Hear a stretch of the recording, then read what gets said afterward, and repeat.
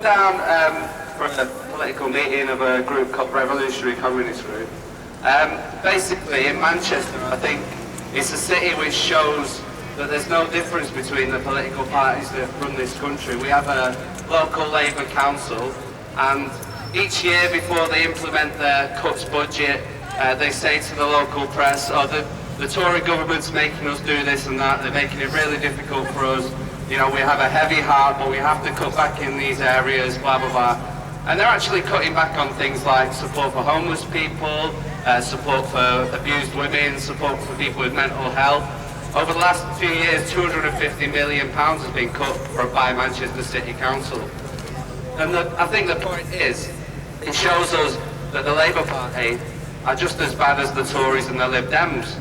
And actually, when they say, oh, we'll get rid of the bedroom tax if we're elected, I don't even want to give them the chance to even chance if they're going to do that, because they're not going to do anything that actually opposes cutbacks in this country.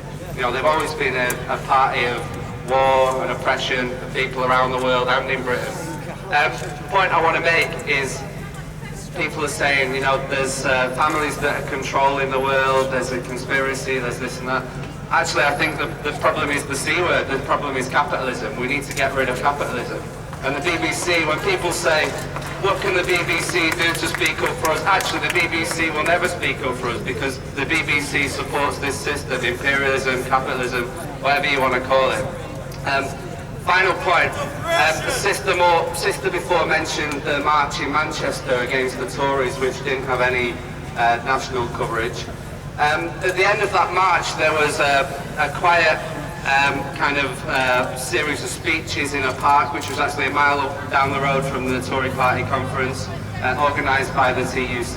And on that platform, we had Andy Burnham MP, who was actually the last health secretary in the Gordon Brown government.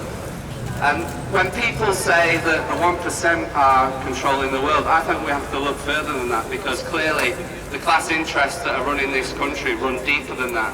They run even into the sectors which call themselves the left, or the trade union movement in this country.